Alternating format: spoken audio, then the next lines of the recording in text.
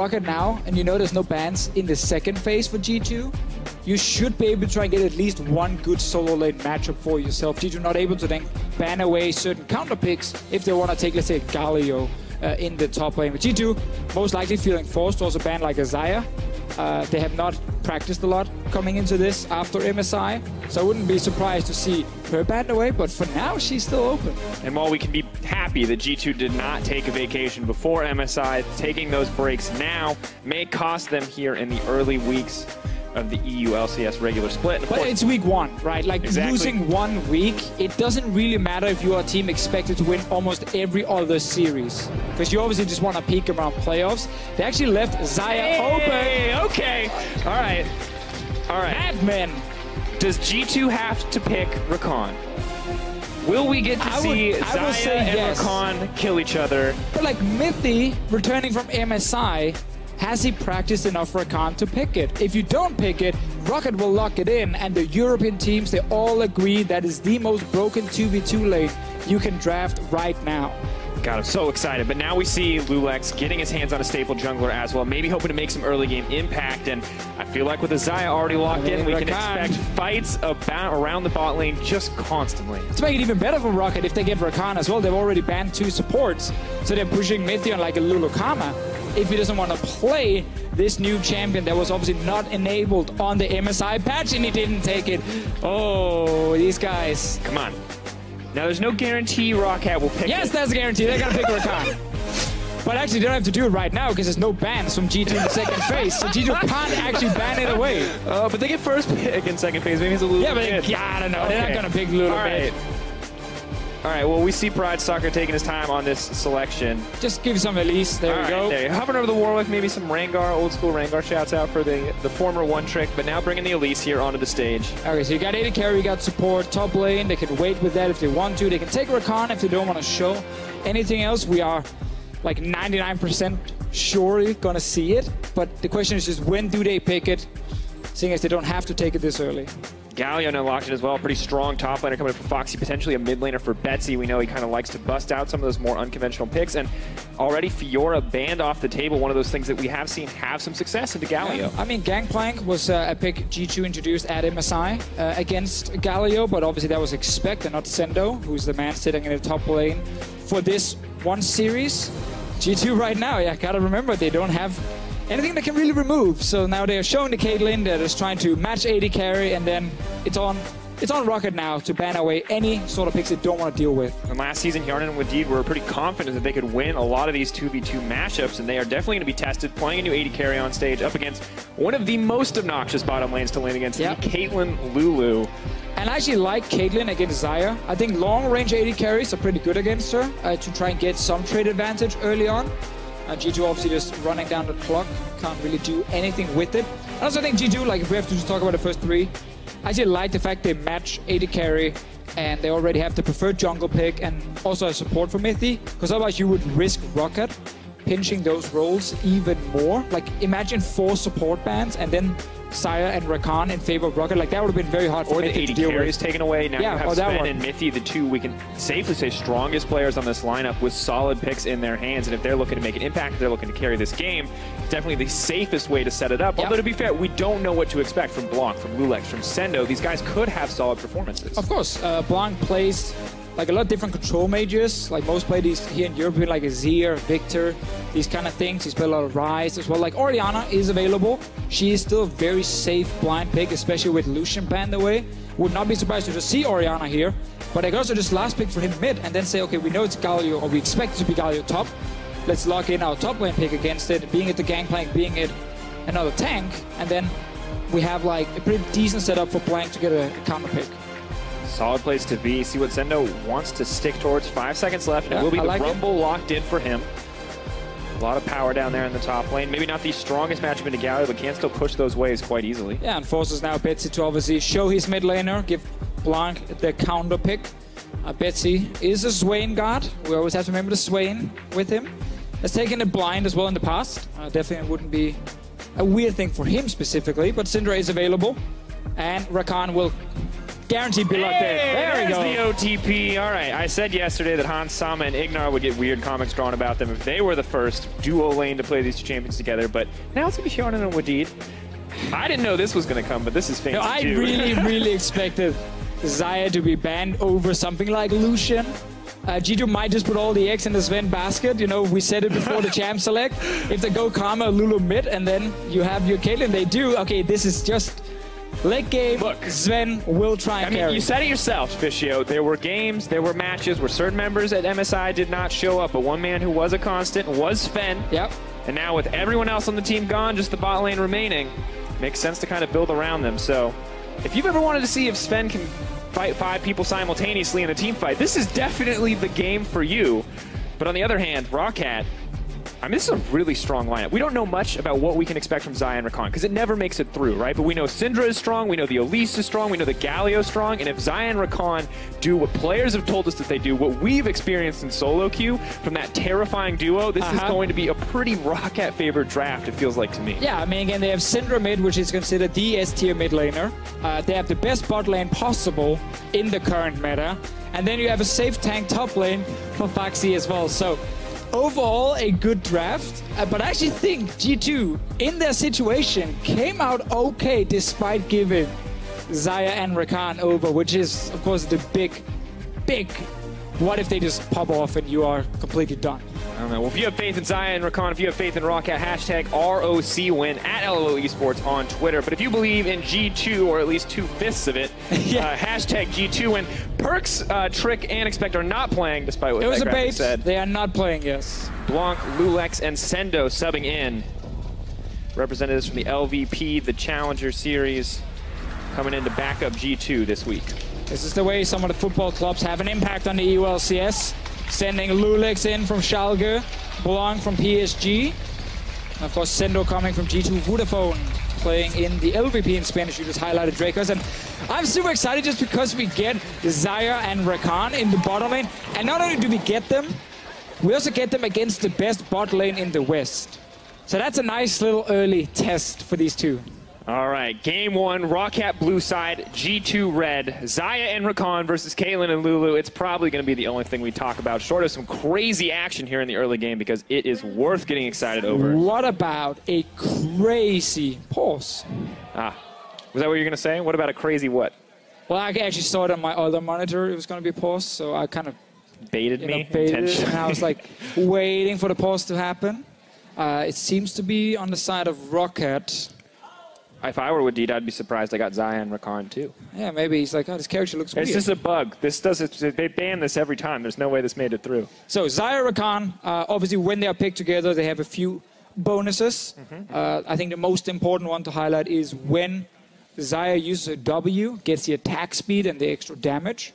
Rakan gets it as well. So it's very, very easy to early push and early trade as a group. And that's something we're going to notice early on. But once, as I said in Champ Select, like, Caitlyn is a good pick here because very long-range AD carries can get a lot of auto attacks off on Xayah, where she can't always properly trade back. And there's a Lulu as well. It's support Lulu, Karma mid. Like, the trading power from this bot lane of G2 is very strong. And realistically, when we look at the way that these two function together, or even individually, a lot of what they do is really telegraphed, right? Battle dance, the ability for Rakan to leap to his allies, very quick, pretty fast animation. But grand entrance, the knock-up, super telegraphed. Caitlyn has the tools to get out of that. And as well, Xayah with the Blade Caller, the ability to pull back to snare enemies. Very similar to Callista with that Rend proc. You know that damage is coming. You can see those feathers on the ground. It's easy if you're someone like Sven, who's very good at positioning, to avoid a lot of that damage. Now it's important we have the camera on the bottom lane when the minions arrive. Again, Xayah, Yanan here, started with W. So that is, again, the attack speed steroid. That also gives a bit of extra damage on the attacks.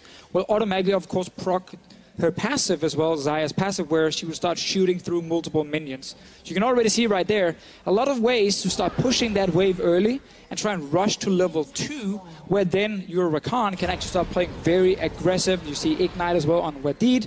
You can go for early kills if you are playing this lane as soon as you hit level 2. Something we'll have to keep our eyes out for as we move forward. Now, Wadid. Did you cut out for a moment there? Or? I accidentally pushed my mute button because I was going to cough and then also talk at the same time. It's very rude. Very rude of you, by the way. To push my own mute button. All right. for now. Just a defensive start coming in for G2, protecting the Lee Sin, getting him the early Raptor camp. Elise happy to solo it out on the opposite side, although Betsy may have given a bit of support with the Dark Sphere. This doesn't matter. Instant down dance and Deadly Plumage. They're all hitting at level 1. Sven is going to have to back out here. That is massive for ROCCAT. Maybe a little too excited about these two characters, but that was aggressive. Sven did not expect that instant all-in right there. He doesn't have any ways of really escaping it other than flashing. And again, that's what you can do when you can combine multiple abilities. Because again, whenever Jan clicks his W, it's actually an ability working on both champions. And so hard to deal with this duo together. And I want to see if all the scrim hype pays off. Right now, we are expecting them to do well. And we are, of course, expecting ROCCAT to do well here in the first game. And we're waiting on this level 2 here as well. Minion dies, level 2 comes in. Now Hjarnan and Wooddeed not quite aggressive enough to instantly dive into this tower, but they have absolute control of the bottom lane despite the pushing power. Yeah, fair enough. You don't dive the tower level 2. I like Wooddeed's move here. Early push into ward, into take the blast cone as well, so there's actually really no way for Lulex to properly gank the bottom lane, which means Sven and Mythia stuck down here all alone. If anyone can beat the terrifying duo, we do expect it to be Sven and Mythia, the two members left standing on the G2 lineup, or at least the original lineup. And we should note that these guys came home from MSI. They were never the entire team together after MSI. People went on holidays, took some breaks because they didn't do it before MSI. And that's obviously why they haven't really been scrimming that much on the new patch. They haven't really been practicing with these subs a whole lot. As we highlighted earlier, Blank came in last night. So they haven't really gotten to play anything with him. They probably just told him, can you play a supportive champion mid to buff our AD carry? Yes, check, here's Karma. And it works out for them, but this is, of course, the choice that G2 made. Admittedly, a bit of a risk. Did not expect Perks to be out sick here, but two members were calculated. Lulex and Sendo were going to play this week no matter what, and this is the choice to take a vacation after MSI to give up these early weeks' performance and trade it for an improvement in performance at MSI. Definitely worth it, I think, for the European fan base. 100%. But it does mean that they are vulnerable.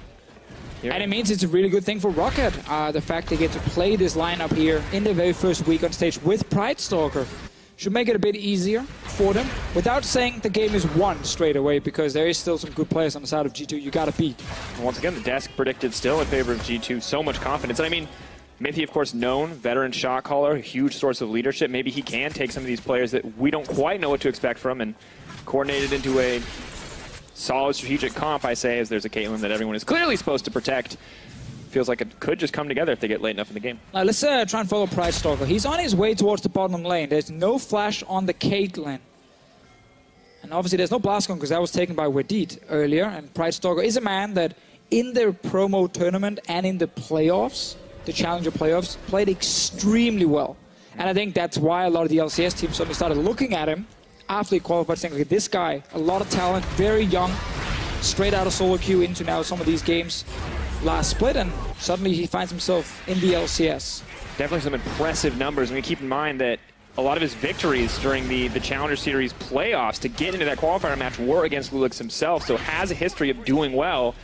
But while Pride Stalker is doing well, it's a similar story for Foxy in the top lane, and already Sendo really getting bullied out here. Foxy, a member of ROCCAT we've come to expect more from as we've looked forward, but definitely dominating in this lane.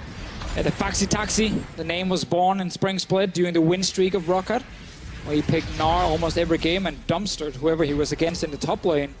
Not exactly Gnar this time around. Galio, still very good in the laning phase. Great start from him with triple Thorns, pushing in the Rumble 24/7. And yes, we are expecting a lot from Foxy here in this summer split. He's one of the guys who really needs to perform if ROCCAT wants to make playoffs. Absolutely, a lot of pressure.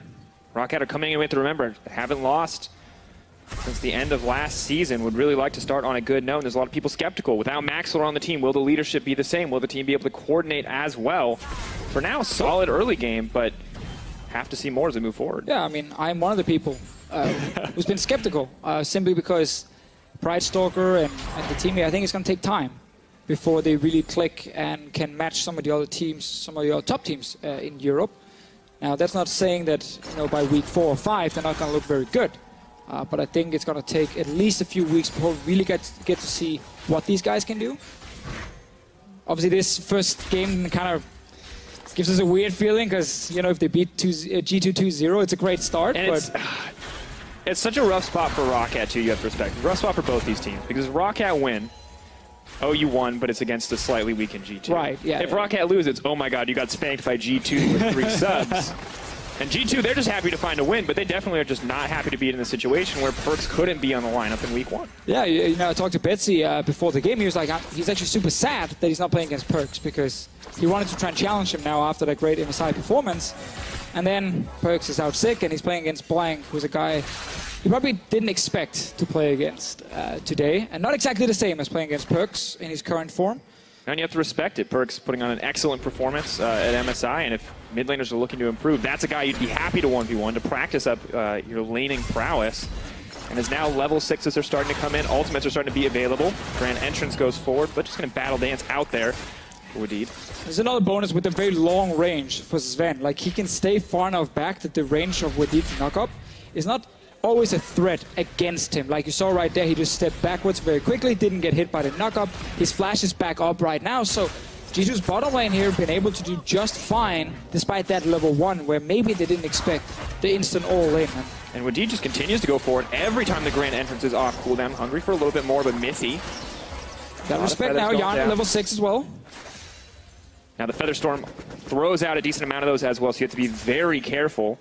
At the same time, Mithy with flash available should be relatively safe. Yeah, more people looking to join the party. No, Pridestalker takes the blue. Betsy goes back here. G2's bot lane respecting the fact they could get killed under that tower. Steps back in, but yeah, Xayah ulti I think is the best ability for it, the coolest ability. Simply because, again, you can jump up in the air, you can't really be targeted, you can't die straight away.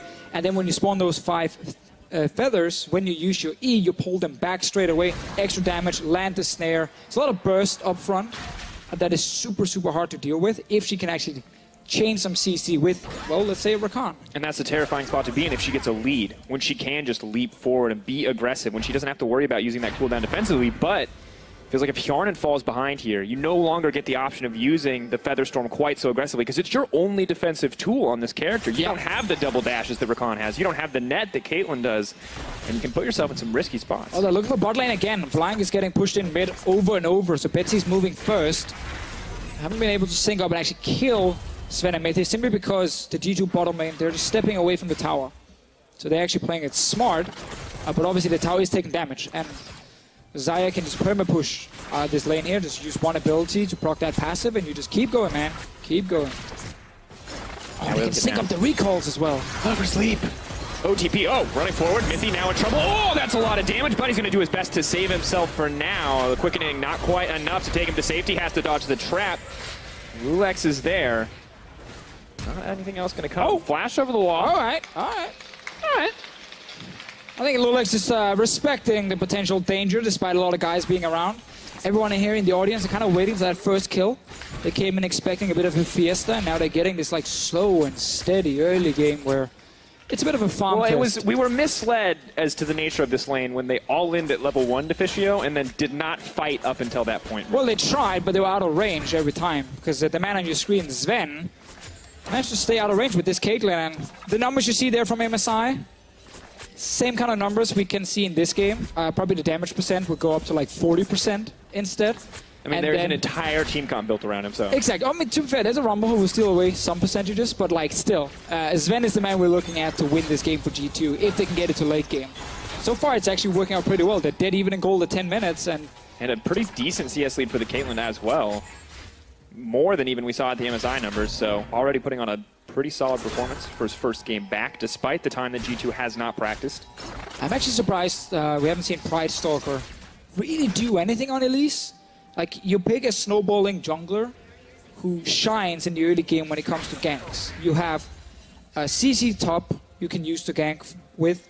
You have CC mid from Syndra. You have CC bot lane. Like, every lane actually allows you to gank it, because they have ways to set up this target right in front of you that you can just cocoon and you can kill them. He's hovering mid, but very defensively, more to just allow Betsy to push out the lane and then roam. This is a good move to go down to the bottom side. We'll get spotted though once again, and nothing really comes from it. ROCCAT just slow and steady wins the race. Like, you can literally just dive Rumble with Galio Elise. Like, force his flash from that one, and then you can return gank, or you can start taking tower. have to wonder, maybe the confidence just not quite there for ROCCAT. First games on stage, we saw it yesterday in the first Fnatic game. We saw it in the first H2K game as well. Teams have been telling us that first game on stage is rough. Hard to execute on those big confident plays. You don't quite feel like yourself.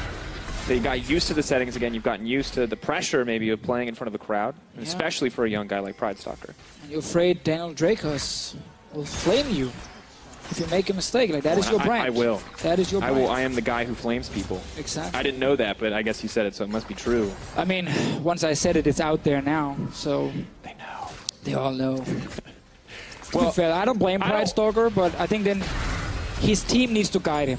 Like, the team right in needs to help, like, hey, come, you can go mid now, we can gank, we can do this, you know, come top, we can dive. Like, you can kind of micromanage him. There we get to sing that recalls. I actually like the fact you can just kill the last few minutes and then step together. It's so beautiful. They're gone. 7 seconds saved, ladies and gentlemen. He was farming while the support was recalled. Ooh. Look at that time efficiency. You know what that is? That's 7 Cloud Drakes worth of movement speed back to lane. Well, now, Betsy, it's very slow, it's very steady. Betsy's going even. Rumble's falling behind a little bit, and Sven is starting to crush the CS differential. But there's a Blade of the Rune King now finished on Hjarnan. Is this what they need to all in to try to kill this lane one more time? Well, again, as I said, I think ROCCAT has so many options. Like, there's so many lanes. They go top lane, go bot lane right now. I like the Betsy roams to bot, try and take the tower. Push out the lane, then lane swap to top, take Rift Herald, and use that to break open the mid tower. Suddenly, wide open map, multiple towers down. It's what you can do with the new Rift Herald. If you win the bottom lane, you can use that to take one tower and go up and grab that Rift Herald right after. But it requires them to actually get the tower down. You can see in your minimap, always you have Pridestalker Betsy hovering towards the bottom side. But they're not been able to execute on tower or dive because G2's bot lane are playing just so safe. And you can see Sven and Mithy, so much confidence as Sven continuously just steps forward to throw auto attacks out, not worried about Wadid, just gets the movement speed steroid, the shield from Mithy, and starts to poke back and forth. But now Lulex just have to lead back out to safety. Yeah, and this is the dream for G2. You know, no Rift Herald going down, no early towers dying, no one is actually getting kills. Played a slow game. We know Mithy as a shot caller, even with new players, can guide a team in the late game quite effectively. True. And especially here in the early game where everyone's to a certain degree on their own. Pretty simple plan for G2. Don't die. Yeah, exactly. Don't give anything up. That's why Lulex flashed, you know, earlier. We just instantly be like, nope, not going to take a chance here. I'm just going to flash away from this one straight away. I just know if I don't die. We're just farming. We're going late game. It's all great. It is MSI all over again, except no one is getting early advantages against G2, like we saw at MSI. Exactly where they want to be. Happy to take some scaling options. It's right now, though. Quickening, knocks it up at the grand entrance. Going to maybe battle dance out as the Elise does come in. Mithy taking a lot of damage here in the exchange, but still not going down. TP counteracts it, but not going to be needed. Get that full combo again, though, where Hjarnan, you know, lands his ulti, then takes all the feathers back and roots Mithy in place. But the Lulu ulti coming in clutch, and a good TP from Blank as well here, just to stop ROCCAT from further stepping forward. And now it's actually G2 looking for a play. Lulex coming down. Hjarnan very vulnerable. Without the ultimate, going to have a hard time being safe. Nice block coming in from Wadid, though. Good awareness. Lulex flash now available. Maybe going to look to kick it back, with both sides just backing off here. They're playing it so safe. Lulex didn't even go for ulti. He was like, should I go for this one? Am I overextending against teleport? No, you know what?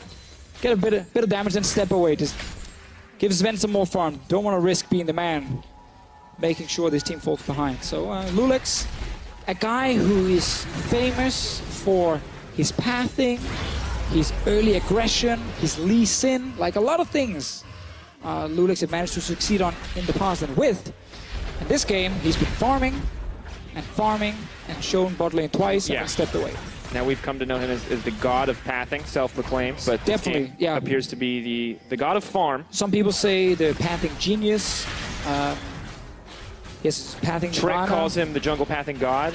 Yeah, I mean, it has become a known thing in the pro community in Europe. I think the word you're looking for is it meme there, Martin? Not quite a thing. I don't know. Is it a meme? Is it a fact? I'm not sure. Well, right now it's about farm. But maybe there's some particular moment of brilliance we're waiting on here with this Lee Sin. As he is headed to the top lane, maybe looking to shut down the Galio. It's just hard to kill the Galio at this point. He has so much MR against the Rumble. Pridestalker, though, joining in with Lulex's style here of just farming, which, again, as we highlighted earlier, is not the most efficient use of an Elise. It's actually rather poor use of Elise. The crowd and the fans at home do believe ROCCAT comes in as not exactly heavy favorites, but slight favorites. 60-40, G2 did garner a lot of fan support after their incredible performance at MSI, but people maybe not quite as confident to vote in their favor with 2 out of 5 of the members that did so. All right, Prize Dogger, I just want to see you go in and try and gank for a second time. I just want to see you do something with the lease, change CC, burst someone down. I don't care what it is. I just want to see you do something. We had the one bot lane gank. Let's return. All right, Martin, follow me on this one. Well, you may see an aggressive engage here, but there's Flash, there's Ult, Ignite soon to be up on the side of ROCCAT. Now, they're going to have that Ignite before Mithy has that Exhaust. Maybe this is the 10-second window where they can go in. I just feel like, why does Betsy have heal? Huh. He's laning against Karma. Like Ghost, Ignite, something. No. Anyway. Apparently a lot of faith in Blanc's kill pressure, or maybe a lot of respect over to Lulex here, opting for a more safe summoner spell. Yeah, because heal's not going to help him in late game fights when Sven is sitting on 3-4 items. Lulex is even able to get an Ocean Drake here for his team. ROCCAT not having a whole lot of control in this river, and it's turned into a game where everyone is just focused purely on farm. And that is, as we highlighted multiple times, in favor of the team running the Protector Sven comp. This is the equivalent of 10 of those invites in your Facebook inbox. Come play Farmville. I'm glad they stuck. Yeah, me too. Can't turn those off. So many people had to get blocked. Not the case this time around. G2 more than happy to keep playing Farmville. Keep working for it. And you can see Wadid hungry. Constantly looking for the engages. He looks like he's going to find one. Ignite does take down. Featherstorm up and available. Flash forward, pull back. There we go. The Blade Caller. First blood for the Xayah Rakan duo. Now they have to run for their life, though, because there is the equalizer. Now comes the heroic entrance, though. The Foxy Toxy not going to let his bot lane go down. Doesn't matter. We had a first blood. We had a kill, Drakers. That's all we needed. I'm happy to see it in the bottom lane as well. Yanin and Wadid together. Great engage onto Mithy. They tried so many times, and they didn't manage to kill anyone, but this time they do get a kill, and they won the spot lane tower. First you don't succeed, try again.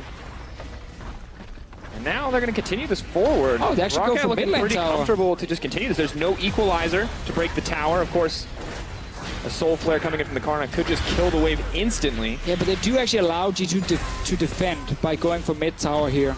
Bot lane obviously was quite open with Mithy being dead.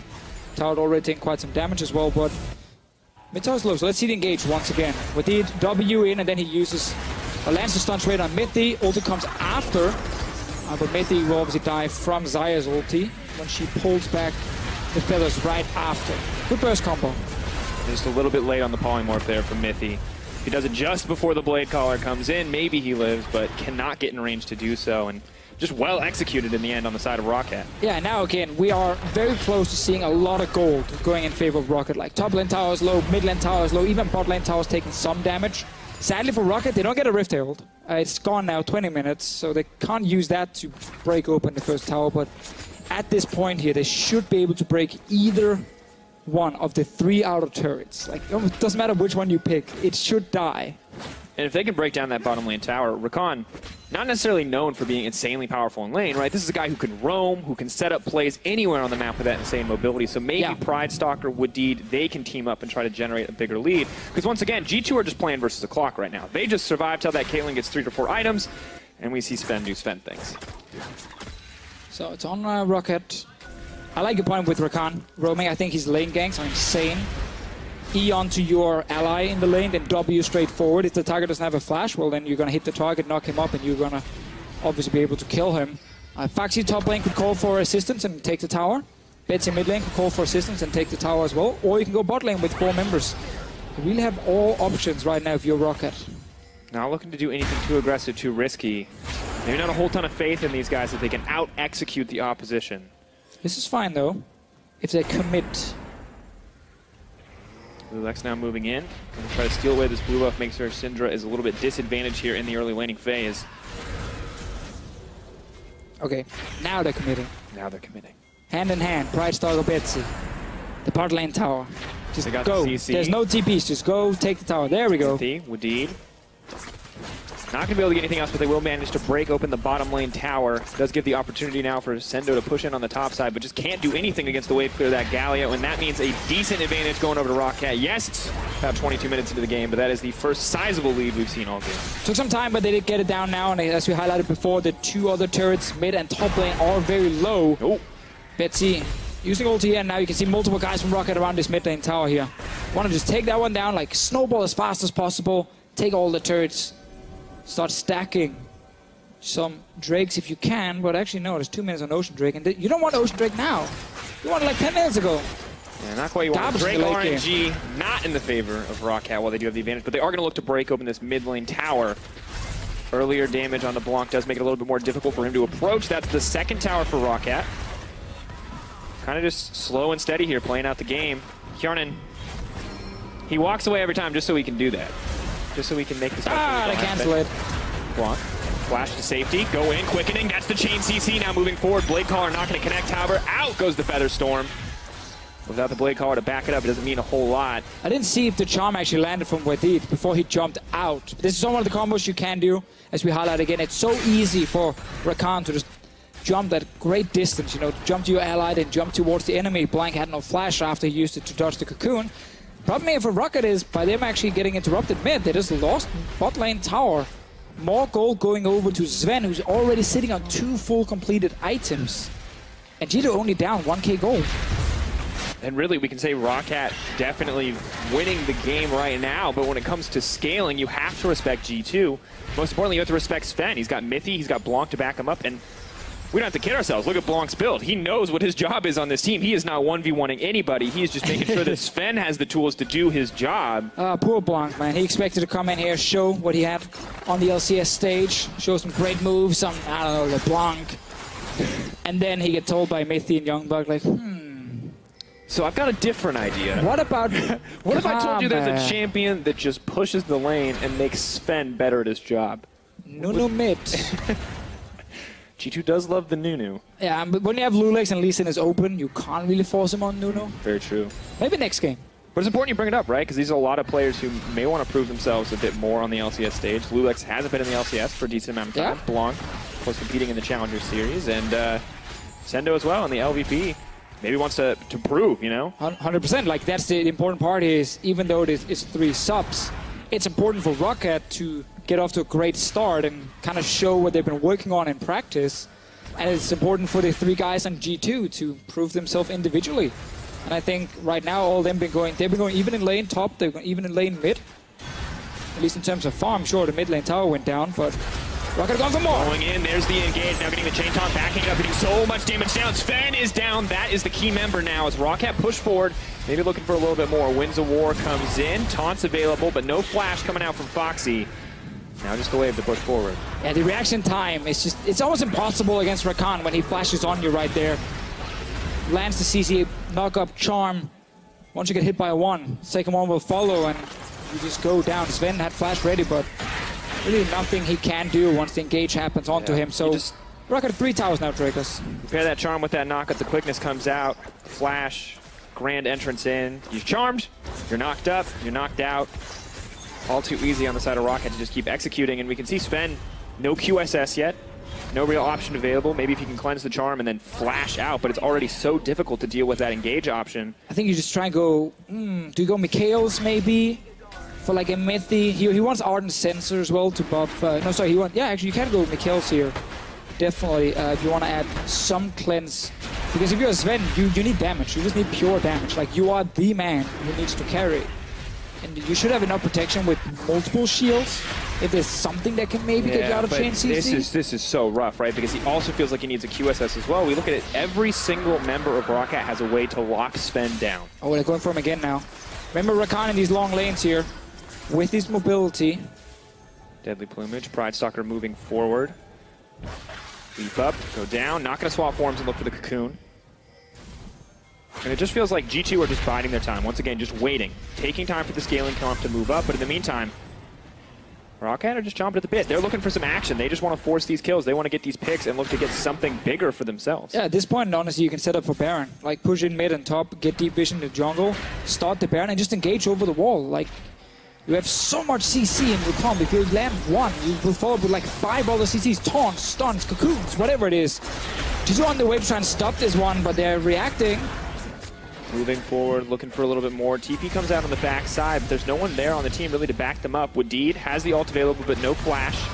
Foxy locking up Sven. CC continues to come in. No cleanse effects available yet, but no damage to back up Foxy.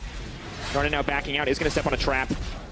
But nothing else is going to come from this. Sven can't really kill Galio at this point. He needs some armor penetration as well, but he needs a lot of things. That's always the problem when you're playing these late game AD carries. ROCCAT, though, actually giving G2 quite an advantage here by them just rushing the Baron and not properly clearing out the vision. Because it bought some time for G2 to now regroup and get a bit more gold and get some push in these lanes. Now both teams just kind of grouping up in the mid lane. Sven going to go to the side, look to pick up a little bit of extra side wave farm to continue to build those items, but the rest, the team just happy to hold ROCCAT in that mid lane. They have enough wave clear with the Lulu, with the Karma, to make sure that ROCCAT really can't push for anything else. We're just looking for a pick. Fisher, we're just waiting. We're just waiting, baby. CC. And this is the thing about these first games, Deficio. Everybody plays scared. Everybody plays with so much respect. But for G2, I think it's the right choice. Right now, as you said, Sven just doesn't have the damage. There's one little ward outside the Baron pit. ROCCAT didn't use a sweeper yet to actually kill it, so it's been draining vision for G2 for quite a while. It's going to disappear now. They can definitely go and try and place another one. So ROCCAT is say, screw the Baron. Didn't work for us. Back to pushing, back towards Baron, back to pushing, back towards Baron. And that's a terrible I was 100% expecting a series where we would have like 40 kills. And you would be screaming non-stop. That's what I was thinking too, but here we are, 2 kills, 28 minutes in, Deficio. Yeah. Save your voice though. Recharge. I'm excited. Get ready for that one late game fight that will decide the game. I already screamed at a single kill for Xayah and Rakan like 8 minutes into the game or 10 minutes or whatever. So you feeling exhausted now? Yeah, I'm a little. Can you do the shouty part? I'm not really good at the shouty part. I'll analyze stuff, I guess. Betsy has the new Banshee's Veil. Fun fact, no longer a tank item. Now gives you AP. I don't think you need AP or magic resistance here. I think Betsy's playing too defensive with his summoner spells and item choice. Again, it's practically just the rumble damage that's going to hit him at first. It's like your goal as ROCCAT is just to burn through multiple shields.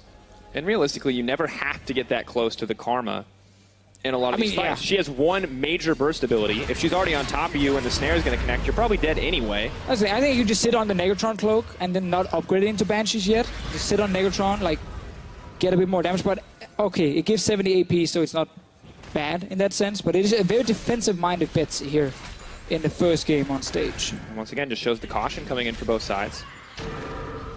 That sets the ward up, hops back out to safety. And it's interesting because ROCCAT, as a team, set expectations pretty high at the end of last season. And I feel like maybe that's what's weighing on them now is because they're going up against a weakened G2. And they beat the good G2. They beat the full 5 members strong, no question marks, best team in Europe, G2. So for them now to struggle against a less than whole roster has to feel pretty rough for a lot of the guys that were there for that victory. I mean, they are still ahead, you know, they're still in an okay position in this game, but it's also obviously losing the shot caller from before. Obviously also, I said Negatron, I mean, no Magic Mantle before. Still the thing when you gotta get used to the new items. Let's forget. Old missile build path. Because Negatron now actually only builds into Wit's End, if I remember correctly, as like an offensive item. Actually, no, it doesn't even build into any offensive items. Wit's End, and then Abyssal, the new Abyssal mask. It's just Wit's End, yeah. It's Wit's End, and then Abyssal is a full tank item now. So, Negatron Cloaks, rushing that as mid laner, it is no longer viable, sadly. No Magic Mantle. Gargoyle Stoneplate. Let me tell you about You can't rush that one. Tank Syndrome mid. Almost seeing it in this game. Please no. We're gonna get Gargoyle on Foxy though. The Gargoyle gets the Gargoyle Stoneplate. You remember, of course, down it again. All divisions down. ROCCAT slowly burning this one down. Lulex ready to make a steal, trying to make a name for himself. Wadid gonna leap out to safety. Foxy over the wall. The Baron's still burning down, but ROCCAT don't know what they want to do here. They're backing off. They can just finish it. Moving forward for a little bit more. Are going to get it in the end. G2 not a whole lot of options to fight this one out, but Lulex maybe going to be a bit hungry for blood here. In goes the ultimate. G2 slowly chasing. Foxy now in trouble. Will get burned down. That's one back for G2. ROCCAT still take the Baron. So in the end, still worth it for ROCCAT here, rushing it down. They almost disengaged from it, and I think they realized, oh, we can actually finish it in time. G2 did not react instantly. Lulex was not in there to try and steal it. First Baron for ROCCAT, but they still only have 3 outer turrets down, and Sven is now on another turret here in the mid lane. Decent spot to be 2. 1.5 attack speed items, bit of armor penetration means he's going to be a little bit better equipped in the fights, but still not the 3-item, 4-item Caitlyn we expect. Just bits and pieces to kind of suit the needs of the team right at this moment. This is basically MSI all over again. Sven is now slowly but surely getting towards his 4th item. We go like 45 minutes into the game. And in a lot of these games, it's hard to adjust. We can see Sven now leaping forward, though. Oh, he got caught! Not dead yet, though. That's a lot of CC coming in, but not enough to lock him down and knock him out. Going forward, there's the taunt. They're going to get down Mithy. That's 1 kill coming in for ROCCAT. Things looking pretty good as they start to push up the mid lane. Double daggers, not going to connect. Woo! Close one, close one. Sven did survive. Sacrifice his support. Someone needs to die when you catch the AD carry. Ended up being Mithy going down, despite having both summoners available as well. But I think he was surprised by Janen's combo right there with the root into the stun of Foxy. Now the siege is coming in. Foxy pushing on the bottom side while the rest of the team maybe just looking to take this tower, but still a ton of wave clear on the side of G2. Jarnan doing his best to take down the tower. A little bit of CC goes down on the Lulex. He's going to need to run. Spider goes up, but nowhere for her to come down quite yet. Immediately into a trap. Sven's going to try to grab a kill. Flash forward. Lulex does get one back. Now kills are being traded back and forth. Foxy on the front line, though, and it puts him in a difficult spot because Sendo doesn't have the resistances to keep himself healthy, but the team's got more than enough shields. Down comes Redemption. Foxy not even worried. Does get the 2-man taunt. G2 walk right into it. That's block going down as well. Out comes the Blade Caller. Mithy, though, still gonna survive. Oh, kill. Damage out of nowhere. Sven now running for his life. Flash forward for Jarnan. He wants his montage moment. He wants his highlight reel, but he's just gonna have to settle for that inhib tower. Finally, we get some fights here. ROCCAT win in the end. Get inhib as well. A lot of guys going down from G2. Sven did stay alive for basically the entire fight, but now Jarnan on Xayah here. Able to pick up kills. Like, Vintage is completed for him. He's so strong at the moment, and let's see the replay again. They catch Lulex first. Good stun here from both Betsy and Pride Stalker. And then it's obviously Spider up. Trap comes down. So Sven believes now he can get a kill. And I feel for Lulex right now. He says, this is the man who beat me in the challenge. I need to kill him. He didn't kill him. He didn't kill him, to be fair. And at this point, actually, looks really good for G2. It's like 4v3. But then you have to respect the damage for both Betsy and Jarnan. Taunted onto Blanc into a full damage combo from Betsy and Jarnan right now. And then, of course, Mithy also stepping in and getting, I believe, rooted. Yeah, walks right in to the feathers there on the ground. Not at all what Mithy wanted to do. And I will say, it's so hard in team fights to play against Xayah because you don't really pay attention to these small little feathers on the ground. Mean, look at the difference. Caitlyn Trap blinks at you. Xayah Feather's just a little purple icon on the ground. It's so difficult And then you got things like the Cinder Ball is down there. You got a trap as well. You got a dead tower. Like, there's so many things on the ground that you're already looking at. All these little feathers, and she gets so many down in the late game fights because she just keeps proccing her passive and getting multiple feathers on the ground. It's like really annoying to play against. The Q applying 2, ulti applying 5. Like, you can already see now how many small feathers on the ground. Oh, and he goes though. That's going to be the combo. Galio now coming into the backside. Oh, that's a wombo! Equalizer comes out, but it's not even going to do a thing because Foxy just going to back off. Decent damage comes in for Sven, but that's the coordination we were waiting for from ROCCAT. It's like they got a taste of the blood right now. Realizing, okay, we just keep forcing fights, you know, we don't want to let Sven get even further in towards the late game. I'm kind of skeptical ROCCAT taking it slow, but 1-0-4 the scoreline for Betsy. Tanky build means no deaths yet, but 4-0-4 for Jarnan, 0-1-8 for Wadid. Xayah combo, maybe not end-all be-all in that laning phase, but definitely making huge waves here in these team fights. That's always the important thing to highlight, you know, when you have these scaling comps. It's not like you can't beat them in the late game, but just the chances of you winning fights just get smaller and smaller and smaller the further you get into the late game. But because ROCCAT just set up such a beautiful wombo combo, of course they can still take down members of G2. And the thing, too, is, as we look at this again, Xayah does a ton of damage. She's just short range and vulnerable, kind of like a Vayne. Wadid dives forward, flash W into the combo with, of course, the Galio ulti and everything from Jarnan. What a great setup from them. Hard to react when you don't have a flash ready yourself, because how are you going to get out of that flash W from a ROCCAT? You get the knockup, you get the charm, you get the Galio knockup after that, and all that time Hjarnan has to just throw feathers in the middle of the fight. And then you can pull them back, you keep people in place again, and if that's not enough, well, maybe there's a stun from Betsy, maybe a cocoon from Pride Stalker. There's no Mikhails on the side of G2, no QSS either.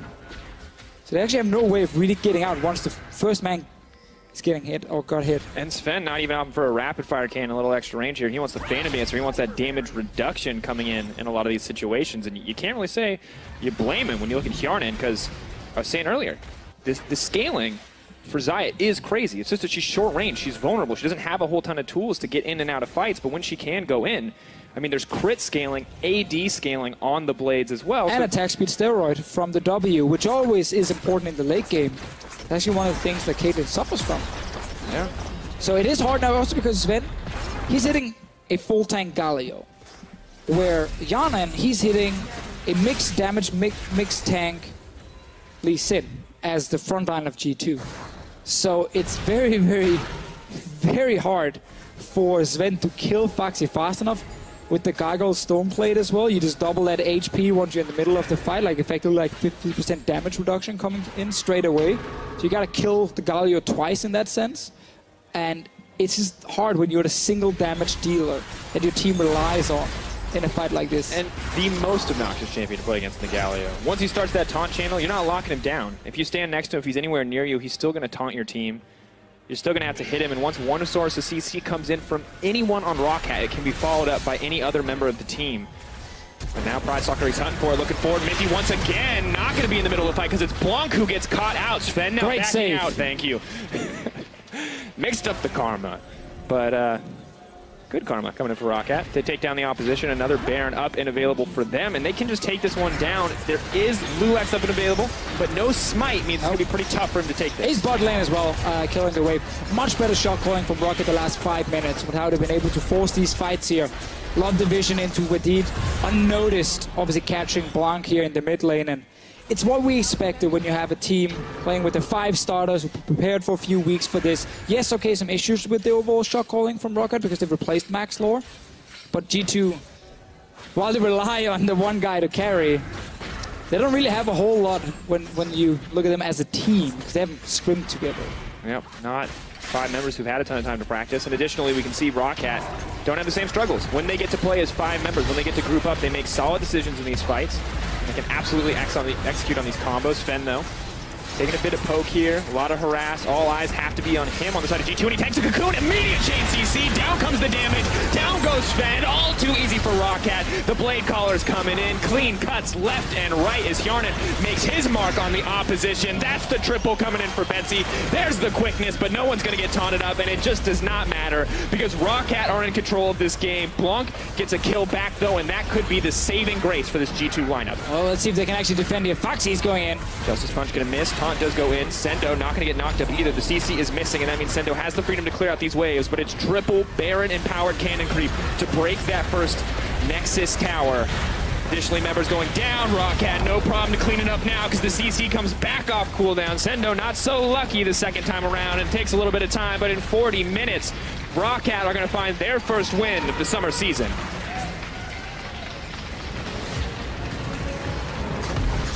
Slower game than expected, but at the same time, we can't really blame ROCCAT. First game back on stage with a new jungler. Like, you also, if you're ROCCAT, you just don't want to risk giving anything over to this G2 lineup with 3 subs. You don't want to risk falling behind early game because of some dumb mistakes. So, can't really blame them too much, but there are definitely things they want to look at. And when we looked at this draft, we said, Sven, man, if this guy makes it to late game, like, ROCCAT are done. What we didn't say they were done. We said that was G2's win condition. Right? But what we didn't see until they came together as 5 was how well they could execute this Wombo combo, how well they could use all the aggressive mobility, all the aggressive initiation that Wadid brought to the table on this Rakan to set the Galio up, to set everyone else up to just dish out damage. I mean, and that's again the important thing about like Xayah and Rakan together is just when you land there, the stun, the knock-up from Rakan, it's so easy for Xayah to get enough feathers down to then further CC the target and just land a ton of burst damage and AoE damage as well. She's hitting multiple targets most of the time